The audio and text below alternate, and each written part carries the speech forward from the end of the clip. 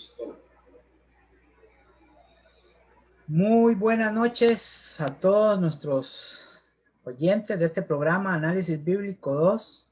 Muchas gracias por estar con nosotros y pues agradecer de mi parte el hecho de que no he podido acompañar a mi hermano Fernando estos días por asuntos de internet que han tenido que cambiar y toda la zona. Bueno, ha sido una película todo esto, pero gracias a Dios el Señor me ha visto con ojos de misericordia y ahorita me tiene ya de vuelta con ustedes y con los temas tan interesantes que mi hermano Fernando ha traído. Muchas gracias a los que han preguntado por mí. He tenido los correos ahí preguntando. Pues les agradezco mucho su interés. También oro por ustedes, así como ustedes oran por mí. Y todos debemos orar por todos, ¿verdad? Ese es lo que nos hace fuertes. Así que buenas noches, hermano Fernando. Aquí estoy otra vez para en lo que pueda servir. Muy buenas noches, hermano. Que Dios me lo bendiga. Es una gran bendición poder contar con usted, hermano.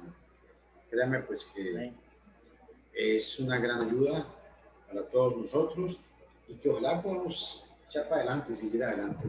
Sí, iniciamos en palabras de oración, hermano. Sí, correcto. Ora. Oro. Oremos. Bendito Padre Celestial, Dios Todopoderoso, muchísimas gracias, Señor, muchísimas gracias porque tú eres misericordioso y siempre buscas el bien de todos, Señor, nunca buscas el mal, siempre buscas el bien, porque todo lo que tú haces, todo lo que desciende de lo alto, son buenas cosas, siempre protegiéndonos, ayudándonos, dándonos materiales, dándonos la inteligencia, la sabiduría, Señor, para tomar buenas decisiones. Todas las cosas que hemos hecho mal, las malas decisiones y todas las cosas que hemos, ha sido por desviarnos de tu camino, ha sido por soltar tu mano. Por eso, Señor, permítenos que nunca, nunca jamás hagamos eso de nuevo. No soltemos tu mano, sino más bien nos aferramos más a tu mano poderosa, Señor, para que tú ilumines cada vez más en nuestras vidas todo el conocimiento perfecto que tú tienes en tu santa palabra. Ayuda al hermano a traer facilidad de palabra y también de comprensión para que podamos escudriñar tu bendita palabra en este día en que podemos exclamar que estamos vivos aún. Ayuda a los que se conectan, Señor, bendícelos y protégelos, Señor, dales paz y dales todo lo necesario para que ellos puedan tener el tiempo y aprender como nosotros, Señor.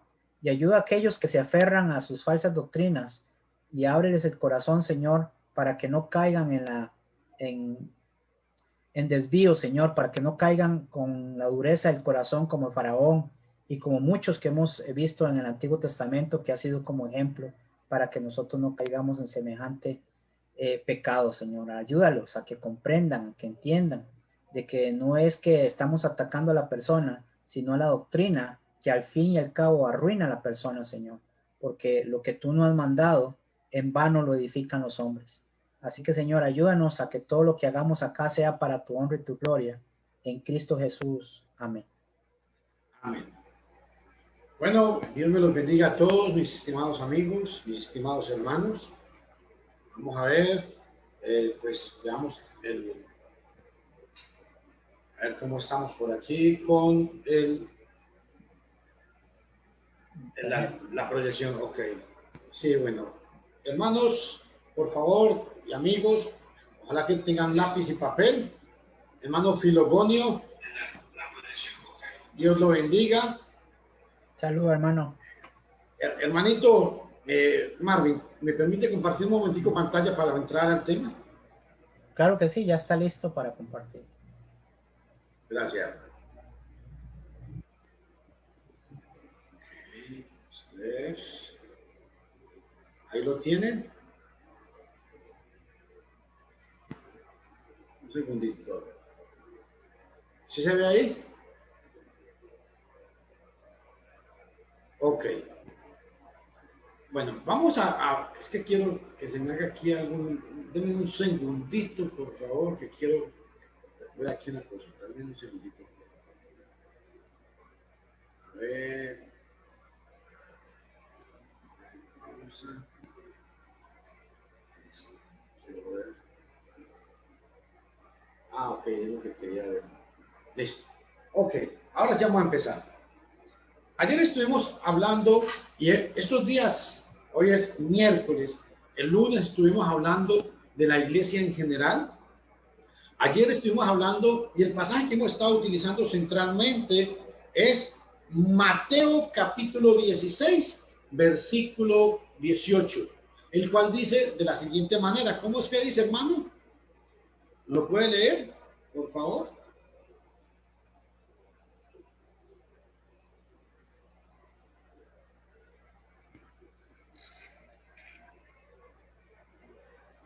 Hermano, el micrófono.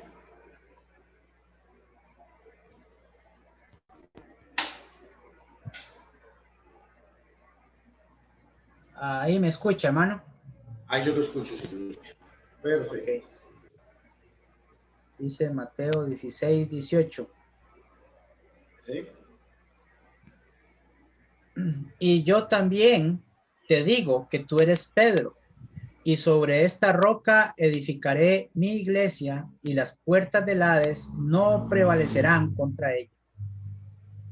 En el versículo 16 de Mateo capítulo 16, versículo 18, Jesús viene y habla de mi iglesia. Y en Mateo capítulo 16, versículo 19, vea lo que dice. Dice, y a ti te daré las llaves del reino de los cielos, y todo lo que atares en la tierra será atado en los cielos, y todo lo que desatares en la tierra será desatado en los cielos. Ok. Jesús prometió que iba a establecer una iglesia. Y como hablábamos en estos días, es muy sorprendente, hermano Marvin, que Jesús no tuvo ninguna posesión, pero la única posesión que tuvo y reclamó fue mi iglesia. Interesante ese detalle. Es la única posesión que él reclamó. Él muy pocas veces utilizó ese pronombre mí para referirse a mis discípulos, a mi Padre, mi palabra. Pero cuando estamos hablando, ya aquí Jesús habla de algo muy propio de él, mi iglesia. Y esa iglesia, vemos que en el versículo 19 llama el reino. ¿Por qué es importante hacer énfasis a esto? Porque resulta que cuando hablamos de la iglesia, ¿qué es? Vamos a ver si podemos hacer esto aquí, un momentito ahora.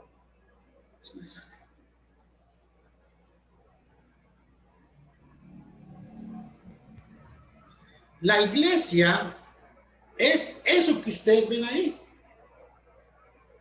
No sé si ya les llegó o ya está llegando. La iglesia es eso. La iglesia, grábense todos, por favor. La iglesia de Cristo, la iglesia del Señor, no es una denominación. La iglesia está formada por el grupo de personas, por todos los salvos. No son las cuatro paredes, no son las sillas donde está la gente ahí. No, señores. La iglesia está formada por todo el conjunto de los salvos que hay en el mundo. Y la palabra iglesia se utiliza en un sentido universal, como Mateo capítulo 16, versículo 18, o en un sentido local, como Hechos capítulo 14, versículo 23, que nos va a leer el hermano. Hechos capítulo 23, Hechos capítulo 14, versículo 23. Dice así: y constituyeron ancianos en cada iglesia, y habiendo orado con ayunos, los encomendaron al Señor en quien habían creído. Gracias, hermano. Entonces, es muy importante que entendamos esto. La iglesia local está formada por ancianos y diáconos. Dice que constituyeron ancianos, plural, en una iglesia. Y quiero recalcar 3 datos importantes que hemos estado viendo en estos días. Cristo habló de mi iglesia. Mi iglesia no es una denominación, no, señores. La iglesia es el cuerpo de Cristo y la iglesia es el reino de los cielos. 4 cosas importantes con las cuales se identifican. Pero quiero llamar la atención a esta diapositiva. La iglesia es el grupo de los salvos. Eso es lo que la Biblia dice. Entonces, ahora quiero que por favor me presten mucha atención, porque en este estudio vamos a estar viendo todos estos. La iglesia es conocida como el reino, como la casa, es conocida como el cuerpo de Cristo, y es conocido como Cristo, la cabeza del cuerpo, dice. Y la Biblia habla categóricamente de una iglesia. Pero, ¿por qué es importante la iglesia? Vamos a ir a Isaías capítulo 2, versículos 2 y 3. Isaías capítulo 2, versículos 2 y 3. Dice: acontecerá en lo postrero de los tiempos, que será confirmado el monte de la casa de Jehová como cabeza de los montes, y será exaltado sobre los collados, y correrán a él todas las naciones, y vendrán muchos pueblos, y dirán: venid, y subamos al monte de Jehová, a la casa del Dios de Jacob, y nos enseñará sus caminos, y caminaremos por sus sendas, porque de Sión saldrá la ley, y de Jerusalén la palabra de Jehová. A mí me llama poderosamente la atención este pasaje. Este pasaje Isaías lo dijo aproximadamente 700 a 800 años aproximadamente antes que llegara el Mesías a Jerusalén. Y cuando los judíos mesiánicos leen este pasaje, le dicen a la gente que sí, que cuando el Mesías venga va a suceder eso. No, señores, qué pena. Yo quiero que el hermano, voy a salir un momentico porque yo quisiera que el hermano nos proyectara este pasaje para poder enfocarlo, la idea que tengo, si es tan amable, hermano. Ahorita volvemos a la diapositiva. Claro. Este pasaje es muy importante, ¿por qué? Porque Isaías nos está enfatizando dos primicias aquí. ¿Dónde está el cursor mío? A ver, aquí. Isaías dice que acontecerá en lo postrero de los tiempos. Hagamos una pregunta. ¿Cuáles son en lo postrero de los tiempos? ¿A qué se refería Isaías con eso? Lo podemos subrayar, hermano.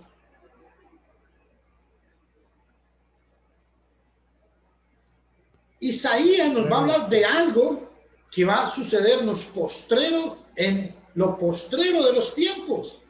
¿Qué era lo que iba a suceder? Pero no pierdan de mente esta palabra. ¿Pero qué era lo que iba a suceder? ¿Puede leer, hermano? Que será confirmado el monte de la casa de Jehová como cabeza de los montes. Amén. Y será exaltado sobre los collados, y correrán a él todas las naciones. Aquí hay un detalle muy importante. Y correrán a él todas las naciones. ¿Cuándo iba a suceder eso? En lo postrero de los tiempos. Qué importante este gran detalle. Ahora, dos puntos que quiero recalcar de este pasaje. Esto iba a suceder en lo postrero de los tiempos. ¿Qué era lo que iba a suceder? Que se iba a confirmar el monte de la casa del Señor. O sea, esto, cuando se habla de confirmar el monte de la casa del Señor, se habla de confirmar, es como para ratificar que Dios estaba de acuerdo con lo que se iba a realizar en ese momento. ¿Y este acontecimiento cuándo va a suceder? Versículo 3. Dice: y vendrán muchos pueblos y dirán: venid y subamos al monte de Jehová, a la casa del Dios de Jacob, y nos enseñará sus caminos, y caminaremos por sus sendas. Un momentico, vamos despacio, un momentico. Dos cosas importantes en este pasaje. Viene y nos habla que subamos al monte al monte del Señor, a la casa del Dios de Jacob. Se está refiriendo, ¿por qué? Porque con estas características siempre se refería a la ciudad de David, a la ciudad de Dios. Jerusalén, en el contexto de Isaías, era conocida entre los pueblos como la ciudad de Dios. Y dice Isaías que iba a acontecer algo muy importante. ¿Qué iba a acontecer? Que cuando se llegaran a la casa de Dios o al monte del Señor, nos enseñará. ¿Quién? Él. Dios mismo nos enseñará sus caminos. Siga, hermano. Y caminaremos por sus sendas, porque de Sión saldrá la ley, y de Jerusalén la palabra de Jehová. Esto es muy importante, porque de Sión saldrá la ley, y de Jerusalén la palabra de Dios. ¿Se acuerdan que cuando Moisés estuvo en el monte Sinaí, de ahí fue donde se dio la ley? Y yo quiero que ustedes vean el contraste que hace el escritor entre el monte Sión, porque de ahí fue donde salió la ley, y de Jerusalén la palabra de Dios. Hermano Marvin, vamos a Juan capítulo 1, versículo 17. ¿Podría dividirme la pantalla o muy difícil? No, hermanito, no se puede. Bueno, no importa. Podemos, Juan 1:17. Podemos estar yendo y viniendo. Ok, Juan 1:17. Dice así, Juan 1:17. Dice, pues la ley por medio de Moisés fue dada, pero la gracia y la verdad vinieron por medio de Jesucristo. Es importante este juego de palabras que quiero que entendamos. Isaías 2:3 dice que acontecería en los postreros tiempos. ¿Cuáles eran los postreros tiempos? Cuando el Mesías apareciera. Y allá dice que la ley saldría del monte Sión. Y sí, la ley salió del monte Sión cuando se la dieron a Moisés. Y es lo mismo que Juan está diciendo aquí en otras palabras. La ley fue dada por medio de Moisés, y la gracia y la verdad vinieron por medio de Jesucristo. Está haciendo el contraste entre la ley y la verdad, entre Moisés y Jesucristo. ¿Y saben por qué? Para reafirmar todavía más a Isaías, vamos a citar dos pasajes más. Vamos a ir, por favor, a Hechos capítulo 1, hermano. Sí. Hechos capítulo 1, versículo 6. Del 6 al 8. O sea, capítulo 1, dice, versículos 6 al 8. Ok. Dice, entonces los que se habían reunido, le preguntaron diciendo, Señor, ¿restaurarás el reino a Israel en este tiempo? Y él les dijo, no os toca a vosotros saber los tiempos o las sazones que el Padre puso en su sola potestad, pero recibiréis poder cuando haya venido sobre vosotros el Espíritu Santo, y me seréis testigos en Jerusalén, en toda Judea, en Samaria y hasta lo último de la tierra. Es muy importante esta palabra. Me seréis testigos en Jerusalén, en toda Judea, en Samaria y hasta lo último de la tierra. ¿Por qué? Porque recuerden que Isaías había dicho allá que de Jerusalén saldría la palabra de Dios. Amén. Isaías capítulo 2, versículo 3. Léalo por favor, hermanito. Dice, y vendrán muchos pueblos y dirán, venid y subamos al monte de Jehová, a la casa del Dios de Jacob, y nos enseñará sus caminos, y caminaremos por sus sendas, porque de Sión saldrá la ley, y de Jerusalén la palabra de Jehová. Amén. Esto, vea, porque de Sión saldrá la ley, y de Jerusalén la palabra de Dios. De Jerusalén la palabra de Dios. Se está haciendo la comparación, Juan 1:17, entre la ley de Moisés y la gracia. Y en Hechos capítulo 1, versículo 8, Jesús está hablando, aquí está hablando, 1:17, habla de la ley de Moisés y la gracia del Señor Jesucristo, en Juan 1:17. Y muy importante es porque esto que sucede lo confirma Hechos capítulo 1, versículo 8. Vamos otra vez a ese. Pero recibiréis, diga, lea. poder cuando haya venido sobre vosotros el Espíritu Santo, y me seréis testigos en Jerusalén, en toda Judea, en Samaria y hasta lo último de la tierra. Devuelvas el versículo 4, hermano, por favor, ahí mismo, para entender el 8. Y estando juntos, les mandó que no se fueran de Jerusalén, sino que esperasen la promesa del Padre, la cual les dijo: oíste de mí. Esto es maravilloso. Jesús se les presenta en el versículo 3 y les empieza a hablar. Versículo 3, hermanito, ahí mismo. Vea qué importante. Dice que se les presentó con muchas pruebas indubitables y empezó a hablarles acerca del reino de Dios. Ojo a esto, hermano. Acerca del reino de Dios. Y para hablarles acerca del reino de Dios, les dice en el versículo 4, quédense en Jerusalén, versículo 4. Pero aquí surge una pregunta, hermano. ¿Cuándo ellos recibieron esa promesa? Cuando Jesús estaba vivo.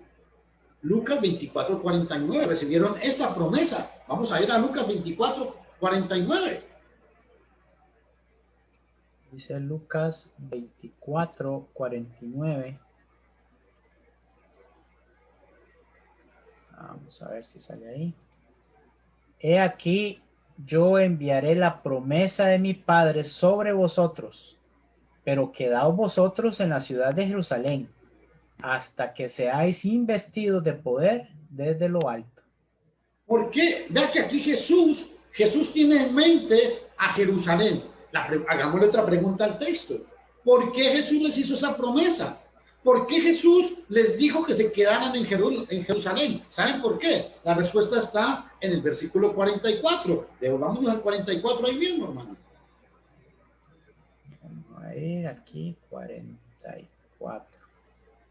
Y les dijo: estas son las palabras que os hablé, estando aún con vosotros, que era necesario que se cumpliese todo lo que está escrito. Todo se cumpliese todo. Repito, que se cumpliese todo lo escrito de mí. ¿A dónde?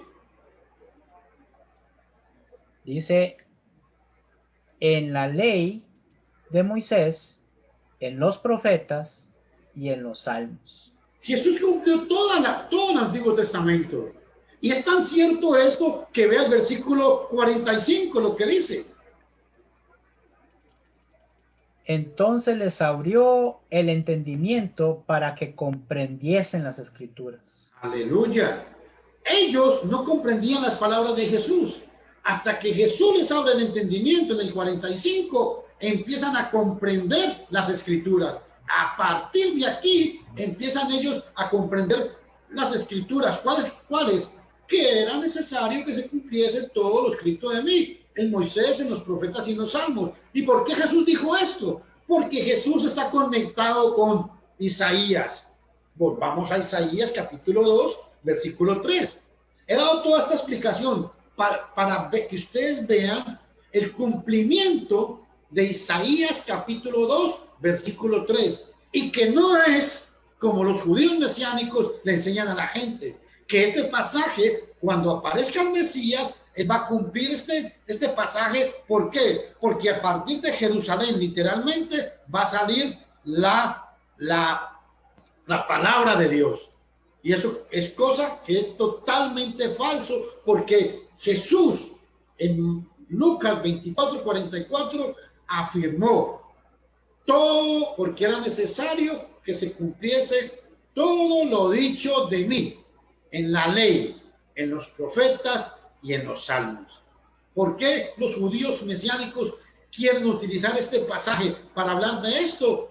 Porque muchos de ellos no han creído que el Mesías ha venido.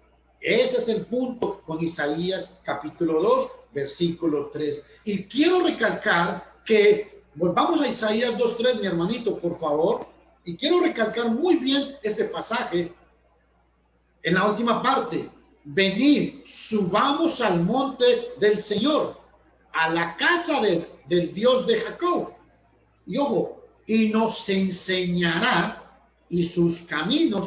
nos enseñará sus caminos y caminaremos por sus sendas.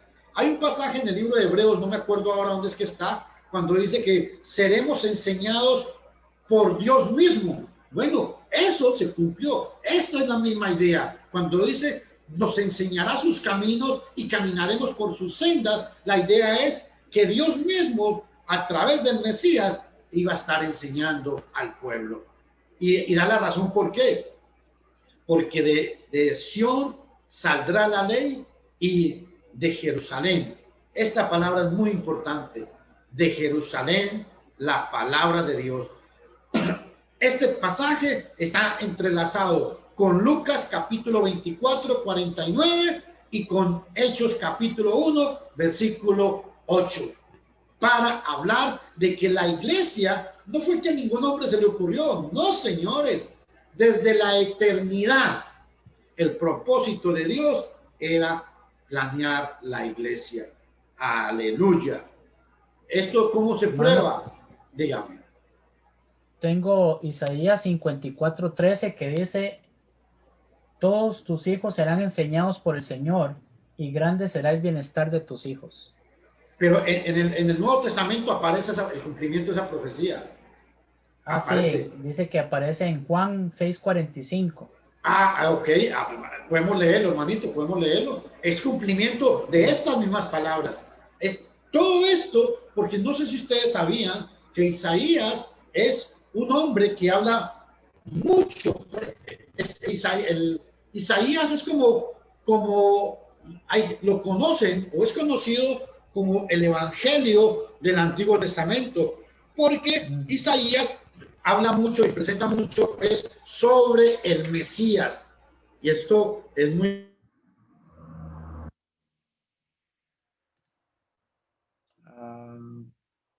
Mano, se fue la señal.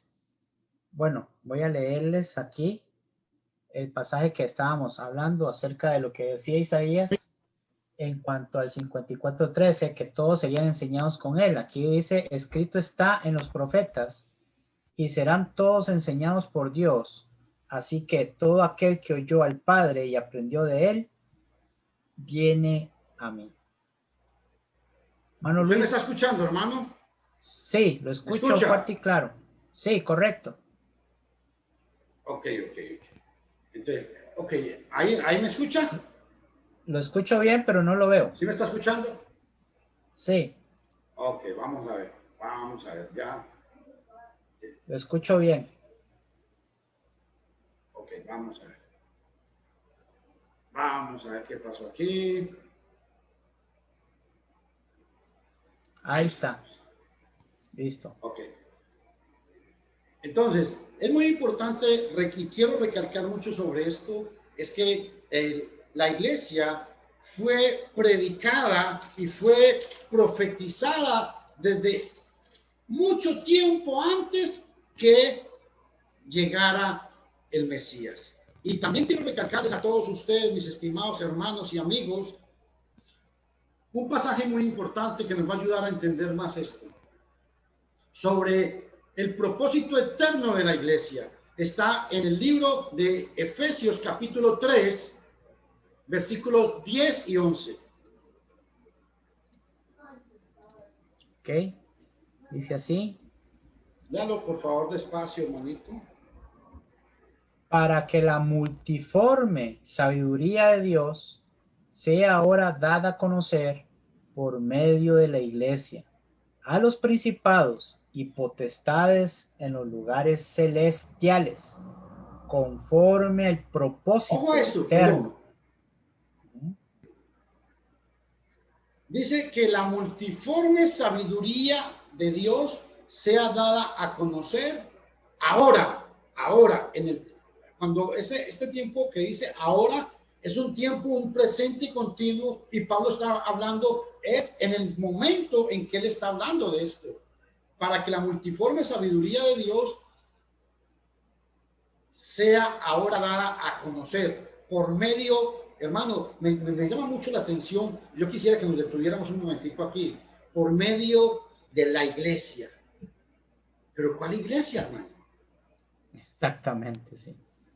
La única que, Esta la de iglesia Mateo 16, 18. es la única. Y hagamos otra pregunta. Hagamos una pregunta más. Es la iglesia del Nuevo Testamento, ok. Pero entonces, ¿cómo me añado yo a esa iglesia?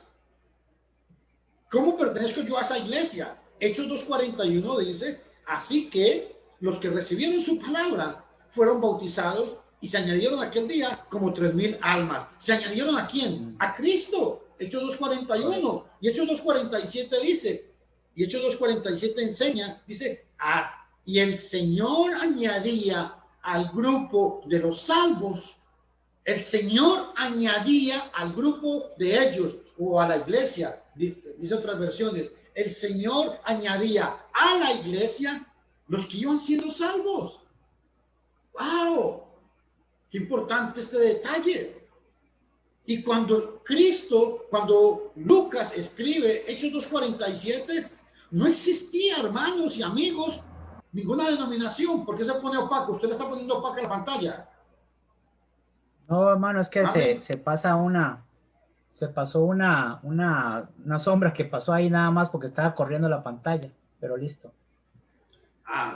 Un espíritu maligno ahí, listo. No, okay. No hay problema. Bueno, ok, entonces, yo quiero que entiendan todos ustedes muy bien esto. Efesios 3:10, y nos vamos a detener aquí mucho tiempo con este pasaje, hermano Marvin. Dice que la multiforme sabiduría de Dios sea dada a conocer por medio de la iglesia. Y el versículo 11 nos va a informar por qué es tan importante la iglesia. Vea el versículo 11. Ok, vamos a pasarle el 11. Dice, conforme al propósito eterno que hizo en Cristo Jesús, nuestro Señor.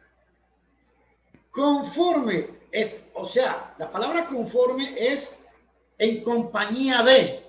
Entonces, lo que está diciendo es que hubo un propósito y ese propósito no fue humano, fue eterno. Subrayemos esa palabra. Conforme al propósito eterno que hizo. Hagámosle una pregunta. ¿Quién hizo eso? Dios. En Cristo Dios, Jesús, nuestro Señor. Sencillamente. Eso se llama inferencia necesaria. O sea, ¿por qué es importante la iglesia? Porque la iglesia es el propósito eterno que Dios hizo en Cristo Jesús, nuestro Salvador o nuestro Señor. Ahora sí, devolvámonos al versículo 10. Este propósito eterno, ¿cuál es?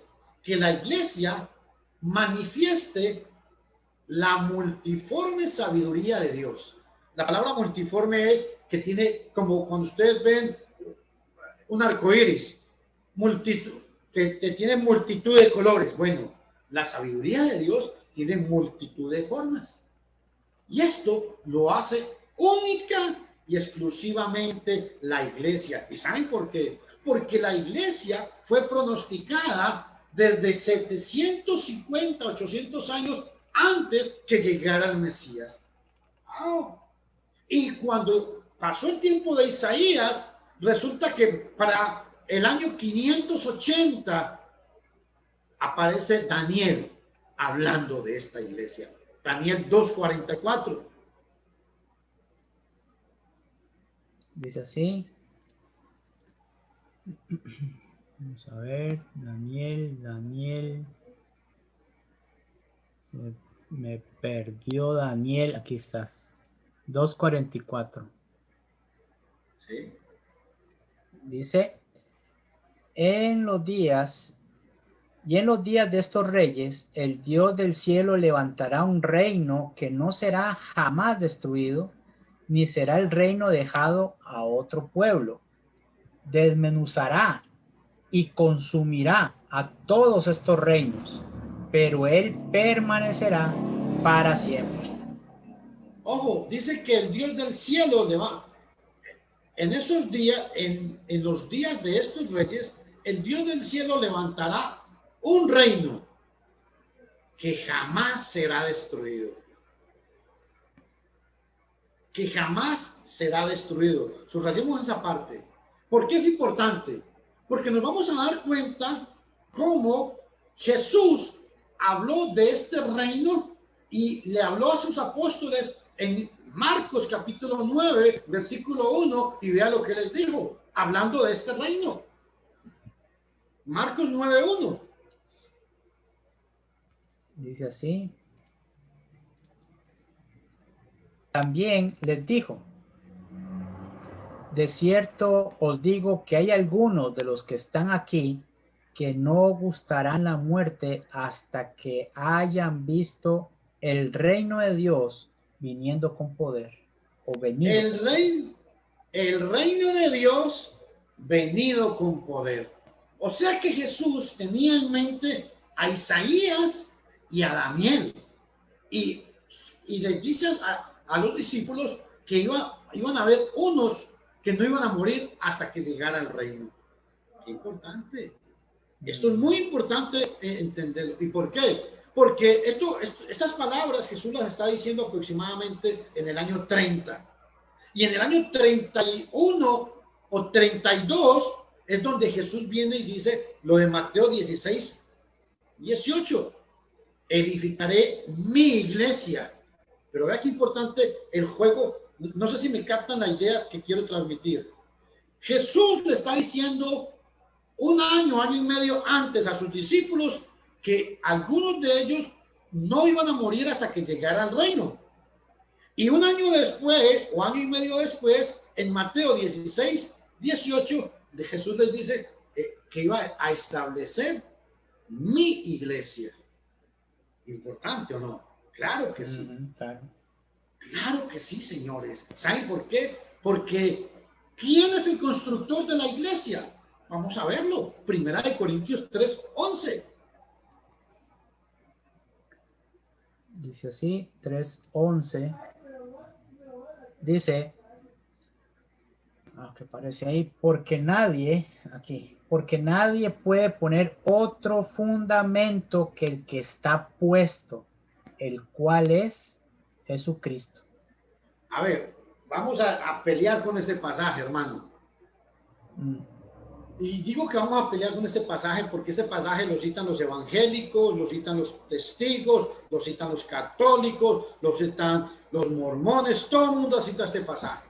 Pero realmente la pregunta aquí es, ¿a qué se refiere el pasaje? Porque nadie puede poner otro fundamento. ¿A qué fundamento se está refiriendo Pablo? Al de Mateo 16, 18.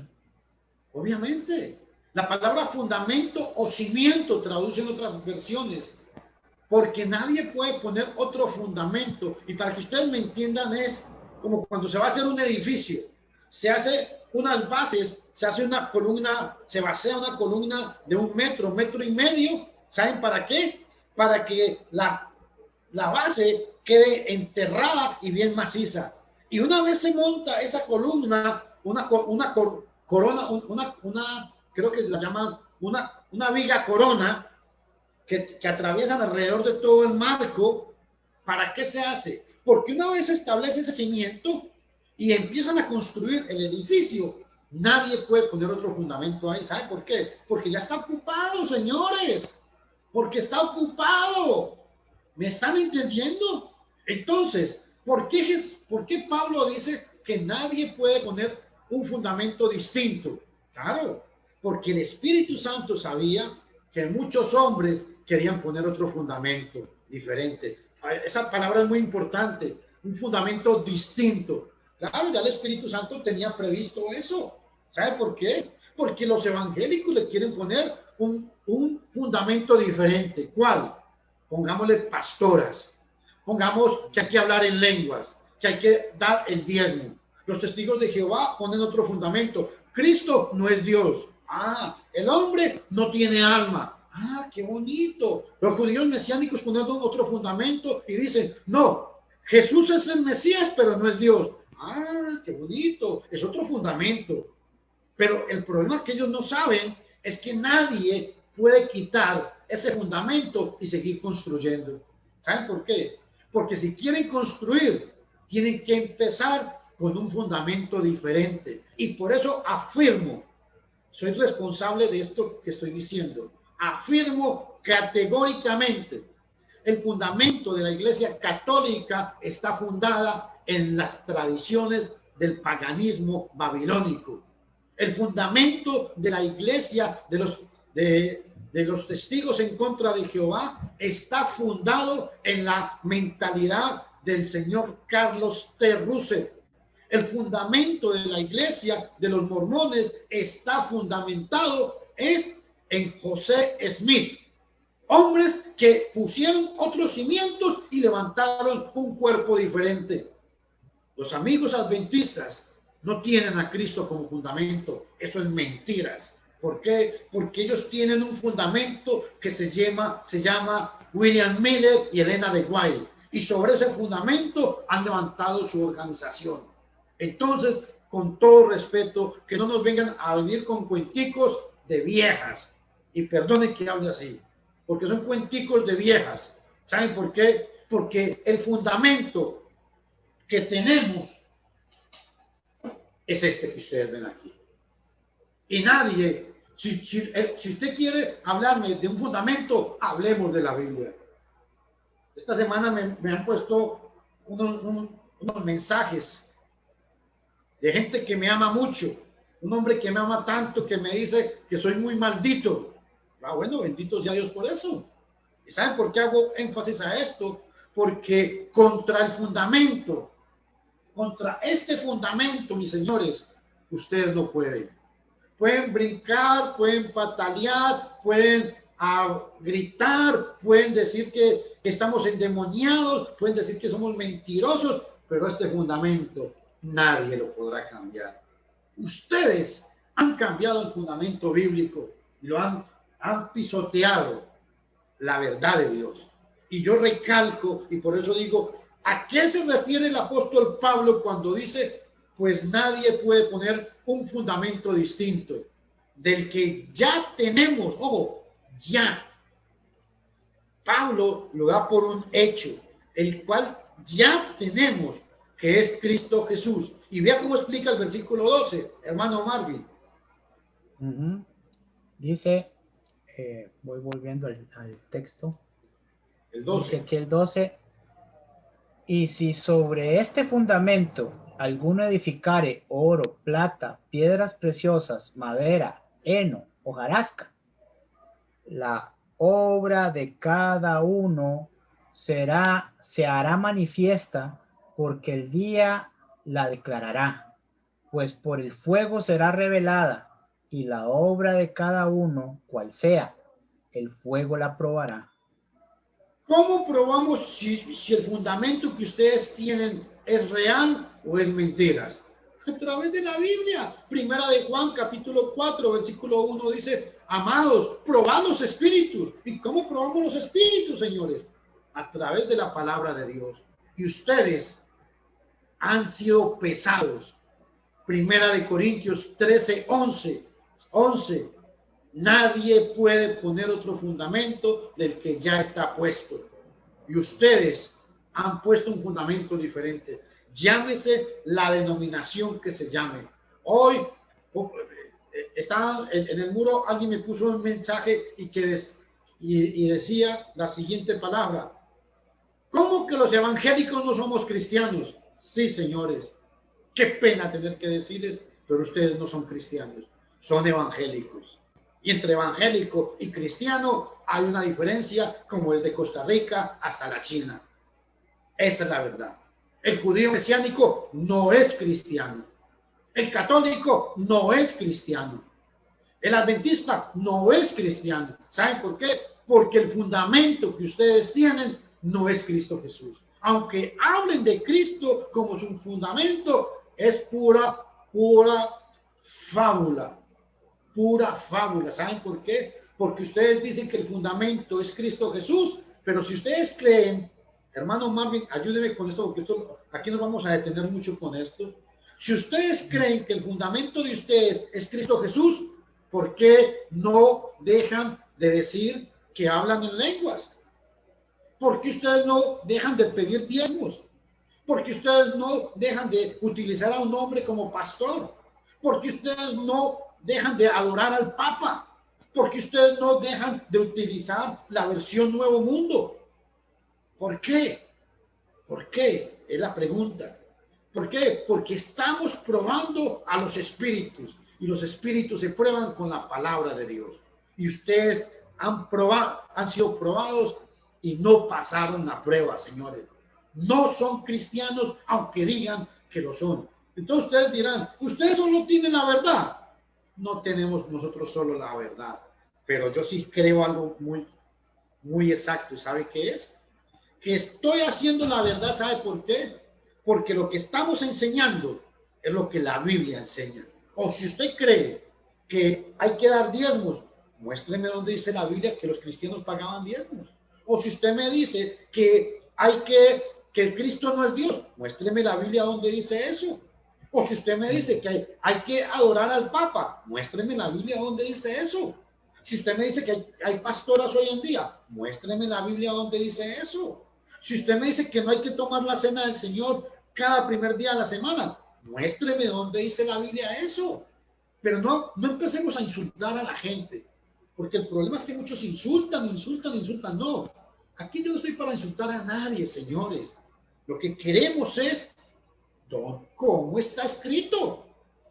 Si alguno habla, hable conforme a la palabra de Dios. Primera de Pedro 4:11, para que aprendan a no entender más de lo que está escrito. Y ustedes están predicando otro evangelio. Ustedes han puesto otro fundamento que no es el de Cristo Jesús. ¿Iba a decir algo, hermano? Sí, me acuerdo muy bien el evento que pasó con Jesús mismo. Y aquí en Mateo, lo voy a poner para que lo lea, hermano. En Mateo 21:44, lo que él dijo acerca de estas gente que pensaba que así como piensan hoy en día, este tipo de personas que se dedican a insultar y a decir, a tratar de intimidar con insultos y todo eso, porque no les queda otra cosa, ¿verdad? Pero dice Jesús en el 21:44, y el que cayere sobre esta piedra será quebrantado, y sobre quien ella cayere la desmenuzará. Y dice el 45, y oyendo sus parábolas, los principales sacerdotes y los fariseos entendieron que hablaba de ellos en cuanto a la profecía que decía acá Jesús en el 21:42. Nunca leíste en las escrituras la piedra que desecharon los edificadores. Es lo que hacen hoy en día. El fundamento lo están desechando para poner otro fundamento. Pero Jesús les dijo a ellos que la piedra que desecharon los edificadores ha venido a ser cabeza del ángulo, y el Señor ha hecho esto y es cosa maravillosa a nuestros ojos. Entonces es lo mismo. Por eso dice el 43, por tanto digo que el reino de Dios será quitado de vosotros y será dado a gente que produzca los frutos de él, no los nuestros, sino los de él. Y entonces este tipo de gente, al verse atrapados en este tipo de piedra que desmenuza a estos argumentos falsos, pues no les queda otra más que hacer como estos fariseos, de ofenderse y ofender a los demás, ¿verdad? No queda de otra que hacer eso. Y quiero que observemos, y con todo el respeto, perdonen, yo es que me emociono cuando hablo de la palabra de Dios, pero créanme, señores, lo único que queremos es que la gente vuelva a la Biblia, que la gente vuelva a la palabra de Dios, porque nadie puede poner otro fundamento que el que está puesto, el cual es Cristo Jesús. ¿Y saben por qué? Yo quiero que todos, por favor, piensen y mediten sobre esto que vamos a decir. Colosenses capítulo 1, versículo 18. Pablo le habla a los colosenses y vea qué importante es lo que Pablo habla de Cristo. Dice, y él es la cabeza del cuerpo, que es la iglesia. Un momentico. ¿Él es qué? La cabeza. Pero bueno, ¿la cabeza de quién? Del cuerpo, que es la iglesia. ¿Pero de cuál iglesia? ¿De cuál cuerpo? Permítame, yo quiero ir a mostrar esta diapositiva, hermano, Déjame un momentico de pantalla. Sí. Yo quiero que todo el mundo observe y analicemos este pasaje. Lástima que no podemos meter los dos pasajes, las dos cosas a la vez. Pero el hermano me nos va a ir repitiendo. Ojo a esto. Yo quiero que ustedes vean la diapositiva. ¿Sí salió ahí? Sí, correcto. Ok. Colosenses 1:18 dice, y Él es la cabeza del cuerpo. Yo quiero que todos vean esta diapositiva si son tan amables, por favor. Escúchenme todo. Vea qué interesante este dato. Vamos a ver. Aquí lo tengo. Anatómicamente, esto es un cuerpo humano, ¿sí o no? Una cabeza, y la cabeza es la que manda, la que dirige a este cuerpo. ¿Sí o no? Véanlo aquí de frente y aquí está diagonal. Las partes del cuerpo, esto es lo que lógicamente, anatómicamente, esto es lo que se entiende por un cuerpo normal. Nadie me puede decir que eso no es un cuerpo normal. Pero el problema tenemos es el siguiente. Cristo es la cabeza, ok. Pregunto, tenemos un cuerpo que es la doctrina católica. Si Cristo es la cabeza de este cuerpo, el evangélico dice que Cristo es la cabeza del cuerpo. El adventista dice que Cristo es la cabeza del cuerpo. El mormón dice que Cristo es la cabeza del cuerpo. El testigo de Jehová dice que Cristo es la cabeza del cuerpo. Entonces yo quiero que resolvamos esto, hermano Marvin. ¿Cómo compaginamos, cómo armonizamos la figura número 1 de un cuerpo normal con este fenómeno? Muchos cuerpos que reclaman una sola cabeza. ¿Cómo hacemos? Es imposible. Es imposible que ¿cómo se llama? Que una cabeza pueda dominar multitudes de cuerpos, porque eso no es posible, simplemente. Eso puede pasar en la imaginación, en la fantasía, en los cuentos de viejas, como usted dice, como dice la Biblia, pero en la realidad pura y sencilla no puede pasar. Entonces tenemos un problema, hermano. Tenemos que arrancar este pasaje. Ahora sí, volvamos al pasaje. Vamos a tener que arrancar este pasaje, hermanos. Volvamos al pasaje. Él es la cabeza del cuerpo. ¿Pero de cuál cuerpo? Tenemos un cuerpo que se llama católico, un cuerpo que se llama mormón, un cuerpo que se llama testigo de Jehová, etcétera, etcétera. Entonces, ¿cómo hacemos?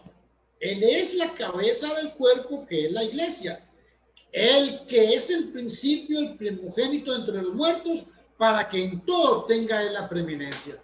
Entonces la pregunta es, o no me vayan a salir como me salió un amigo evangélico un día de estos.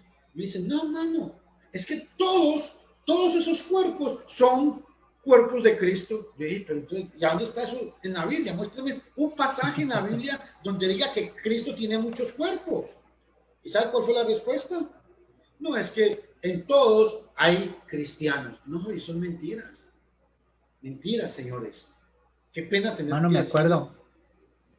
me acuerdo de un pasaje, no sé si quiere que lo proyecte o qué, pero me acuerdo de Efesios 4:16, que dice que de quien todo el cuerpo bien concertado y unido entre sí, por todas las coyunturas que se ayudan mutuamente. Pero me gustaría que hermano, es Efesios 4, pero quiero que lo lea desde el versículo 11, porque es aquí donde yo iba a citar ese pasaje, pero ya se me adelantó, no importa, perfecto, hermanito. Ay, hermano, perdón. No, perfecto, hermanito, ya vamos para allá, porque precisamente es aquí donde este pasaje entra en armonía con la diapositiva. ¿Por qué? Porque la diapositiva nos está hablando de un cuerpo normal y muchos cuerpos que reclaman una sola cabeza. Pero el Espíritu Santo dijo que eso no era posible. Y vea, desde el versículo 11, vamos a leer despacio. Y él mismo, ¿quién? Jesús, constituyó a unos apóstoles, a otros profetas. Perdón, hermano, un momentico. Constituyó, preguntémosle al pasaje, ¿a dónde hizo eso? Tuvo que haber hecho una iglesia, en ningún otro lugar. Lógicamente, el contexto nos va a dar la razón ahorita. Él mismo constituyó, ¿a dónde? En la iglesia. ¿Pero en cuál iglesia? Vamos a ver cuál iglesia, vamos a ver, leámoslo. Apóstoles, a otros profetas, a otros evangelistas, a otros pastores y maestros, a fin de perfeccionar a los santos para la obra del ministerio, para la edificación del cuerpo de Cristo. Deténgalo aquí. Todos esos ministerios fueron constituidos por Cristo. ¿A dónde? ¿Para qué? Para la edificación del cuerpo de Cristo. O sea, el cuerpo de Cristo, ya dijimos en Colosenses 1:18, que Cristo es la cabeza del cuerpo, que es la iglesia. Entonces, este cuerpo de Efesios 4:12 es ¿quién? Es la iglesia. Y vea qué importante lo que nos va a explicar, el versículo 13 y el 14. Dice, hasta que todos lleguemos a la unidad de la fe y del conocimiento del Hijo de Dios, a un varón perfecto, a la medida de la estatura de la plenitud de Cristo. Un momento. Entonces aquí dice, el evangélico le dice a usted, no es que no hemos llegado a la unidad de la fe. No, es mentira, no hemos llegado. Entonces yo pregunto, ¿esto no es la unidad de la fe? Y quiero hacer una aclaración. Aquí está la unidad de la fe. Que los hombres agarran esto y lo dividan es otra cosa. Pero aquí está la unidad de la fe. Esta es la única autoridad que tenemos. No existe otra autoridad. Repito, Romanos 4:3. ¿Cómo está escrito? Primera de Corintios 4:6. Para que aprendáis a no entender más de lo que está escrito. Primera de Pedro 4:11. Si alguno habla, ¿hable qué? Conforme a la palabra de Dios. Aquí no hay para dónde. Entonces, sí tenemos la unidad de la fe, hermano. Aquí está la unidad de la fe. El hombre agarra y manipula esta verdad, es otra cosa, pero aquí está la fe. Todo el mundo en el globo terráqueo, todo el que quiere saber de Dios, viene a este libro. ¿Sí o no? Correcto. Sí. Tenemos la unidad de la fe. No, hermano, y si la gente estudiara, si la gente leyera, si todos contribuyeran a eso, tampoco, por más que quieran agarrar la escritura para predicar falsas doctrinas, tampoco podrían hacerlo. Claro que lo hacen porque la gente no lee el Nuevo Testamento, la gente no estudia, no saca su tiempo para dedicarle rato a la lectura. Y entonces viene alguien y le dice, la Biblia dice, y ni siquiera sabe la otra persona si es así o no es así. Y entonces Perfecto. Ese es el punto incorrecto, ¿verdad? Por eso es que cada uno es responsable. Ahora, ve el versículo 14, hermano, 14 y 15, son muy importantes. Para que ya no seamos niños fluctuantes, llevados por doquiera de todo viento de doctrina. Amén. Amén. Un momentico ahí, doctrina. O sea, ojo a esto. En el 14 nos está diciendo para que ya no seamos niños fluctuantes, llevados por doquiera de todo viento de doctrina. ¿Qué fue? ¿Para qué fue? Para que no seamos fluctuantes. ¿Por qué? El versículo 13 dice cuál fue la razón. La razón fue que cuando tenemos la unidad de la fe, vea el versículo 13, a la unidad de la fe y del conocimiento del Hijo de Dios, nos hace varón perfecto a la medida y a la estatura de Cristo. Esto es muy importante. Entonces, cuando yo tengo el conocimiento, cuando tengo la unidad de la fe, ahora sí, no puedo ser un niño y no puedo fluctuar, no puedo dejar llevar por cualquier viento de doctrina, que es lo que pasa hoy en día con la gente. Y vea lo que dice, por estratagema de hombres que para engañar emplean la astucia, las artimañas del error. Pregunto, ¿no pasa eso hoy en día, hermano? Claro. ¿Ah? Aquí, claro que sí, eso todo el tiempo se ve. Todo el mundo saca diferentes fábulas. ¿De dónde? De la unidad de la fe. Esta es la unidad de la fe. Y repito, que los hombres la cambien, la manipulen es otra cosa. Y el versículo 16 nos va a dar una respuesta muy importante, 15 y 16. Sí, solamente añadir que estratagema es esto, ¿verdad? Por la astucia de los hombres. Y, eso es lo o que sea, se refiere con estratagema. Que utilizan siempre el engaño y el error o las doctrinas humanas.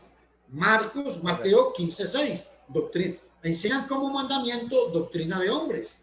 Eso es más que todo la idea ahí. Ahora el versículo 15. Sino que hablando la verdad en amor, crezcamos en todos los aspectos en aquel que es la cabeza, es decir, Cristo. Ok, aquí tenemos un problema anatómico. Y digo anatómico, les voy a explicar por qué. Porque Pablo, inspirado por el Espíritu Santo, dice, sino que hablando la verdad en amor, crezcamos en todos los aspectos en aquel que es una cabeza, es decir, en Cristo. Pero ¿cómo vamos a crecer? Versículo 16. Vea qué interesante. Dice así. De quien todo el cuerpo, estando bien ajustado y unido por la cohesión de las coyunturas, proveen conforme al funcionamiento adecuado de cada miembro. Produce el crecimiento del cuerpo para su propia edificación en amor. Este pasaje es problemático, hermano. Es muy problemático porque Pablo viene y habla de las coyunturas del cuerpo y de los tendones, de todo lo que es del cuerpo, y dice que todas esas partes forman el cuerpo. Pero me llama mucho la atención. Eso es lo que iba a decir. De quien todo el cuerpo, un cuerpo, o sea, un cuerpo está bien ajustado y unido por las conexiones de las coyunturas que provee. O sea, las coyunturas son todas las partes que están, las articulaciones, los tendones que unen los huesos o las rótulas, estas partes que hacen estos movimientos. Todos esos tendones hacen que el cuerpo, esto es muy importante, que el cuerpo esté bien unido. Pero pregunto, y qué importante esto que les voy a decir. ¿Ustedes creen que las coyunturas del cuerpo de Marvin se pueden ajustar a las coyunturas del cuerpo mío? Vea cómo hace el dedito. No, señor. Para nada. Es tan grave el asunto que no sé si ustedes han leído alguna vez. Si yo necesito un trasplante de hígado para que otra persona pueda yo recibir un trasplante de hígado, hay que hacer un estudio profundo para ver si mi cuerpo recibe ese corazón que quieren implantarme. ¿Verdad o mentiras? Correcto. Es un estudio muy, muy minucioso para ver si el cuerpo lo recibe o lo resiste. Porque ahora, lo puede resistir, ¿verdad? Okay. Ahora vamos al mundo espiritual. Tenemos a Cristo. Metámosle al cuerpo de Cristo. Vamos a utilizar esta misma figura. Yo estoy enfermo, me van a hacer un trasplante de corazón. Tienen que hacer un estudio para ver si ese corazón mi cuerpo lo recibe. Hagámoslo espiritualmente. Tenemos al cuerpo de Cristo. Metámosle la doctrina católica al cuerpo de Cristo. ¿Usted cree que lo recibe? Vea cómo hace el dedito. No, señor.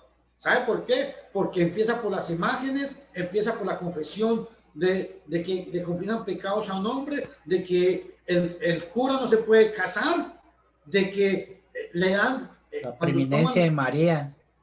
A María, cuando toman la Eucaristía, no le dan el fruto de la vid al laico, sino que solamente el pan o la hostia.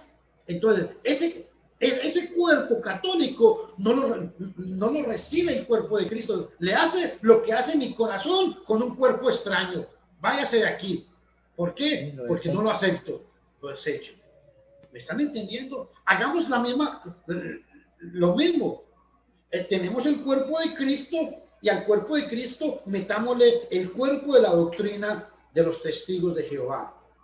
Entonces, digámosle al cuerpo de Cristo, usted no es Dios. ¿Qué va a decir? No, momentico. No, no, no. Si no soy Dios, ¿cómo es que soy la cabeza de la iglesia? A ver, si no soy Dios, ¿cómo es que usted se bautiza para el perdón de los pecados? Si solamente Dios perdona pecados. Explíqueme esa. Entonces, automáticamente ese cuerpo rechazado. Si venimos al cuerpo de Cristo y le metemos el cuerpo de los mormones, algunos dicen, no, un momentico. No, señores, porque José Smith era un brujo, nunca fue un profeta de Dios. No, un momentico, porque José Smith practicaba la poligamia. No, señor, porque José Smith profesa ser un profeta de Dios y él no es profeta de Cristo. ¿Se están dando cuenta? Este pasaje me fascina. Sí. Este pasaje me fascina, ¿sabe por qué? Porque este pasaje dice que para que, oh, hermano, esto es bendito Dios, para que el cuerpo funcione correctamente, todos sus cuerpos tienen que ser de la misma especie, de la misma forma, del mismo nacimiento, del mismo cuerpo. ¿Por qué? Porque esto es lo que hace la unidad del cuerpo. Hagamos un ejemplo. Córtenme a mí el brazo y quieran unir el brazo de Marvin a mí. No, va a quedar, por más perfecto que me hagan la operación, va a quedar el brazo así como medio loco. Como pato. ¿Sí? Sí, sí. Este pasaje a mí me fascina para explicar esta parte por eso. Porque Pablo, inspirado por el Espíritu Santo, él habla de que para que el cuerpo funcione, todos tienen que ser de la misma materia. Todos tienen que ser del mismo fundamento. Todos tienen que ser del mismo Señor. Todos tienen que ser del mismo cuerpo. Todos tienen que ser de la misma sangre. Todos tienen que ser del mismo nacimiento, señores. Todos tienen que ser del mismo fundamento, que es Cristo Jesús. Pregunto, aleluya. Preguntémosle a la Biblia.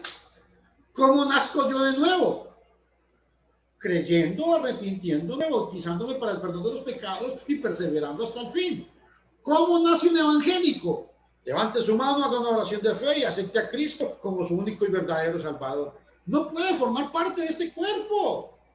¿Cómo nace un católico? Agarremos al niño de 3 meses, te bautizo en el nombre del Padre, del Hijo y del Espíritu Santo. No puede entrar al reino de los cielos un niño así. ¿Por qué? Porque no lo están bautizando. Mentira, señores. Y etcétera, etcétera, etcétera. ¿Por qué hablo de esto?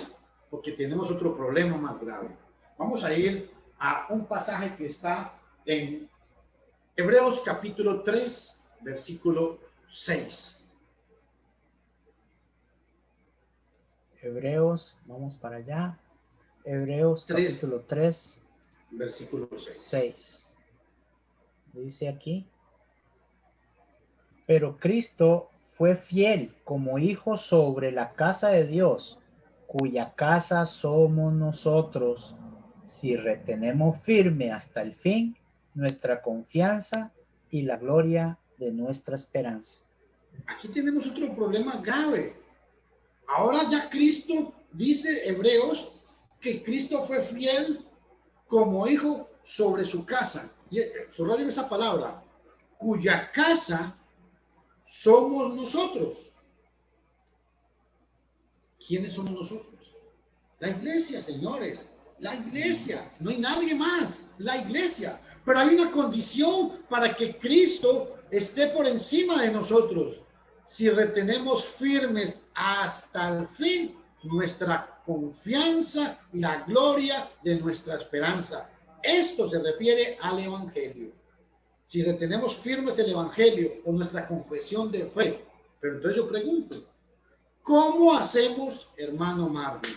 Yo no quiero hablar mal de los amigos que tanto nos aman a nosotros, pero ¿cómo hacemos, hermano, para meter aquí a un mormón?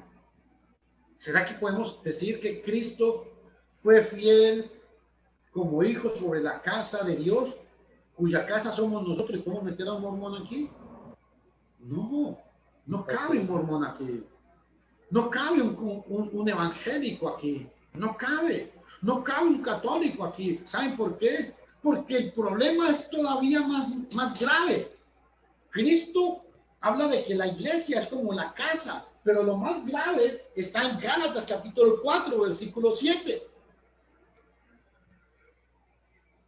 Ahorita volvemos a este pasaje. Gálatas 4, 7. Dice, por tanto, ya no eres siervo, sino hijo. Y si hijo, también heredero por medio de Dios. Oye, aquí tengo dos problemas gravísimos. El pasaje me está diciendo que somos hijos y herederos. Pregunto. Bendito sea el nombre de Dios. Hijos y herederos. Ahora, ¿cómo me convertí yo en hijo y en heredero? Vaya a Gálatas capítulo 3, 26 y 27. Me va a explicar, ojo, Gálatas 3, 26 y 27 me va a decir cómo es que soy un hijo de Dios. Y aquí Pablo lo afirma diciendo que yo soy no solamente hijo, sino heredero. Pero ¿cómo me hice yo un hijo de Dios? ¿Y cómo me hice yo heredero? Gálatas 3, 26 y 27, leámoslo. Pues todos sois hijos de Dios mediante la fe en Cristo Jesús. Un momentico, vamos despacio. Todos sois hijos de Dios. Amén, hermano, todo el mundo dice. No, un momentico, no es tan fácil. Todos sois hijos de Dios, pero hay una condición. La fe en Cristo Jesús. ¿Y qué es la fe? Romanos 10, 17. Porque la fe viene por el oír la palabra de Dios. Entonces, tenemos un problema muy grave. Sí, todos estos grupos citan este pasaje. Claro, todos somos hijos de Dios por la fe. Yo tengo fe en Jesucristo. No, señores, la fe no es mi fe, es tener fe en Jesucristo. Significa tener fe en su palabra. ¿Por qué? Porque Él nos llamó por el Evangelio. Segunda de Tesalonicenses, capítulo 2, versículo 14. Dice que nos llamó mediante el Evangelio. Segunda de Tesalonicenses 2:14. ¿Y por qué nos llamó por el Evangelio?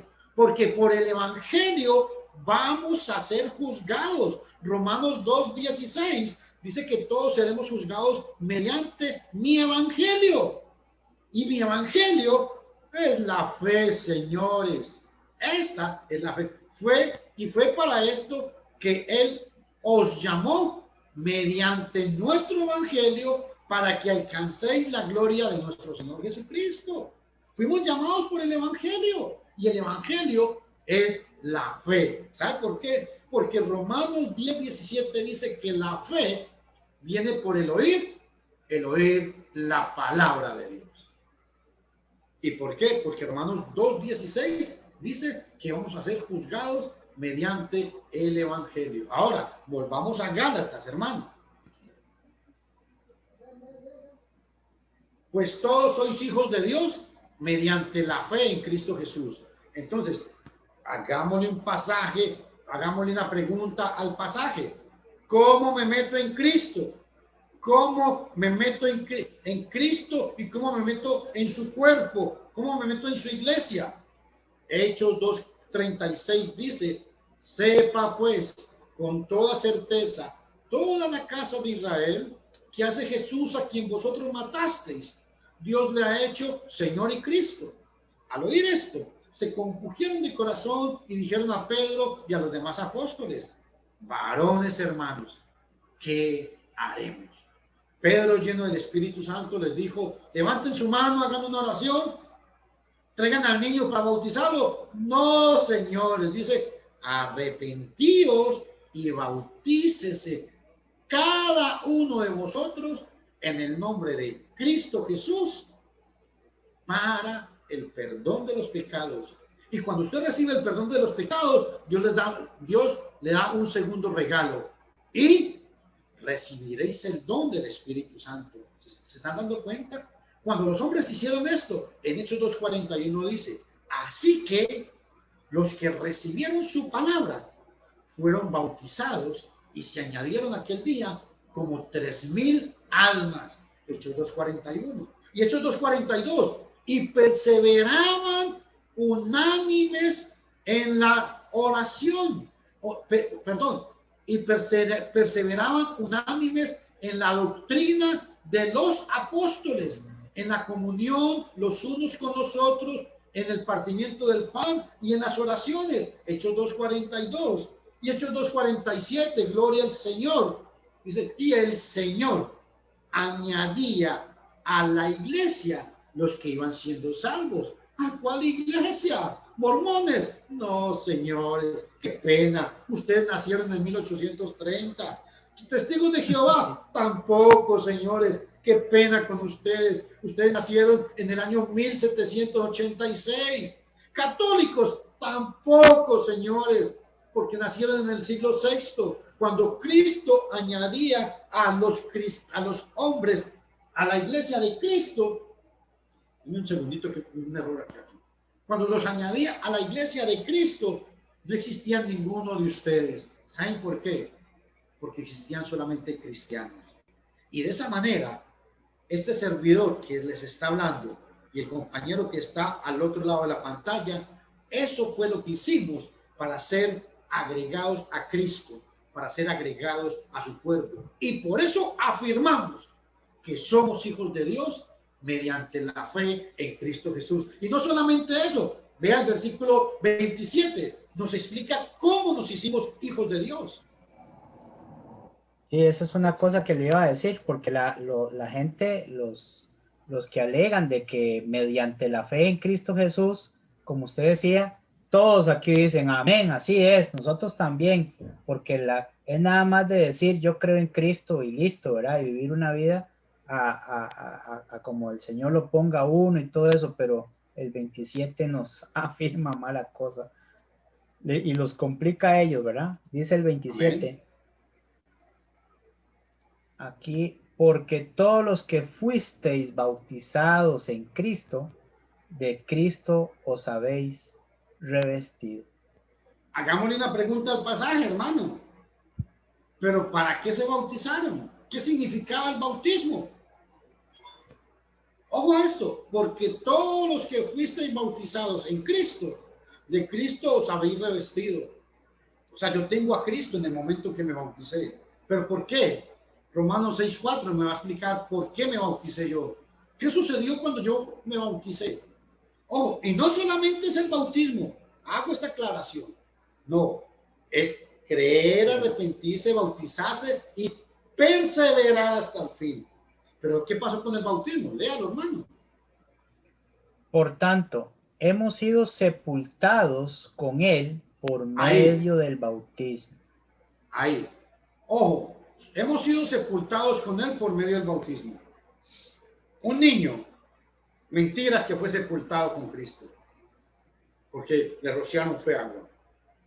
Usted, mi amigo, cuando hizo una oración de fe, mentiras que fue sepultado con Cristo, porque usted hizo una oración de fe. No está cumpliendo con Romanos 6:4. Eso es mentiras. Y quiero recalcar esto. Se muere con Cristo. Ojo, esto es, ay Dios mío, es que es importante esto. Se confiesa a Cristo y después se bautiza. Ese es el proceso. No como ustedes lo hacen. Ustedes quieren confesar a Cristo y ser perdonados de sus pecados y después confirmar que fueron perdonados porque ya fueron salvos. Eso no dice la Biblia, señores. La Biblia dice que el bautismo me hace morir con Cristo. Siga leyendo, hermano. Somos sepultados con Cristo. Por medio del bautismo para muerte, a fin de que como Cristo resucitó de entre los muertos por la gloria del Padre, así también nosotros andemos en novedad de vida. 3 palabras quiero rescatar de aquí. Por el medio del bautismo somos sepultados, somos muertos y resucitados. 3 cosas importantes. Sepultados, muertos y resucitados con Cristo. Esto es parte del Evangelio. Primera de Corintios 15, del 15:3 exactamente, es lo que dice eso. Primera de Corintios 15:3, esto que yo hice Eso que el hermano Marvin hizo, hicimos esto. ¿Sabe por qué? Porque obedecimos el evangelio que habla Primera de Corintios 15:3, exactamente.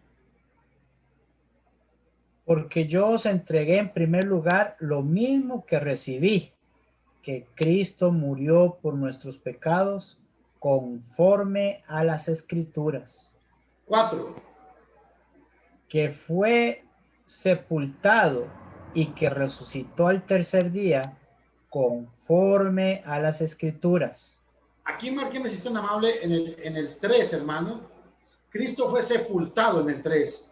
Y en el 4, que murió y resucitó conforme a la Escritura.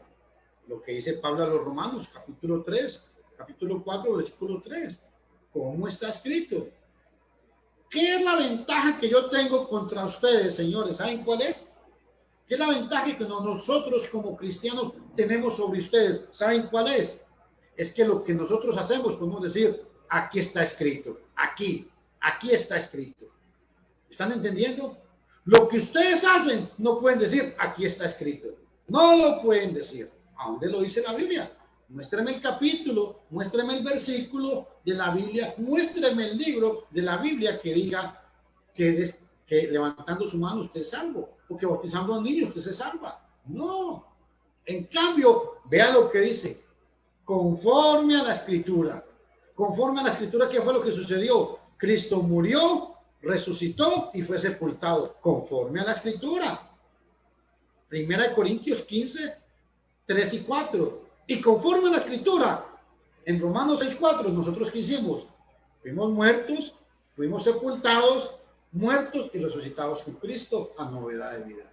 Esto es sencillamente, nos convierte en cristianos, nada más. De mi parte, hasta aquí, y mañana continuaremos con este bendito tema. Hermano Marvin. No, también muy satisfecho con lo que se dijo hoy, porque otra vez la persona que diga puede decir lo que quiera de nosotros. Al fin y al cabo, ese no es un asunto personal. Yo no tengo algo en contra de alguien solo por ser o decir o pensar como piensa. Lo que sí pasa es que si usted quiere tener, como decía el hermano, herencia, ser hijo de Dios y tener herencia con Dios, es la única manera. Yo, por más que he querido buscar, no encuentro otra. Y si usted considera que sí hay otra manera, o que la manera que nosotros estamos predicando conforme a las Escrituras no es la correcta, le invitamos a que venga aquí, a que esté con nosotros, a que exponga lo que tenga que exponer. Nosotros no venimos a pelear, ni a discutir, ni a insultar, ni a menospreciar, ni a burlarnos de nadie.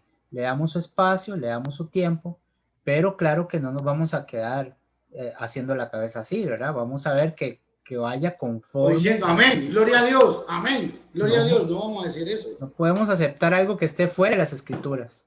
Entonces, si usted dice cosas que usted cree y están conforme a las Escrituras, ahí sí le vamos a decir amén y bienvenido. Pero si en el momento que usted diga algo que no esté conforme a las Escrituras, entonces va a tener que explicarse de la mejor manera, porque ya hasta que se entienda el punto, ¿verdad? Así que, pero nosotros estamos en la mejor disposición de invitarlo. Ahora, no solo nosotros, usted que quiera venir y hablar con nosotros dos nada más, no, porque nosotros esto lo hemos hecho público. Y entonces creo que la misma responsabilidad debe ser para el que defienda o ataque, ¿verdad? Cualquier punto que crea que no está conforme a las Escrituras. No conforme a lo que piensa Fernando o yo, porque eso sobra.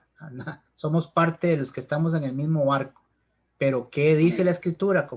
¿Qué dice la Escritura? Ella es la que juzga y ella es la que determina si es verdad o es mentira o es un engaño. Nada más sería. Muy buenas noches. Que el Señor les bendiga y nos vemos mañana. Si Dios lo mañana permite. Continuaremos con este tema si Dios quiere. Mañana vamos a ver Bien. La iglesia como la familia de Dios. No se lo pierda. Venga, estudie la Escritura, saque su tiempo. Que eso es cosechar, que eso es sembrar para cosechar buenos frutos. El Señor les bendiga.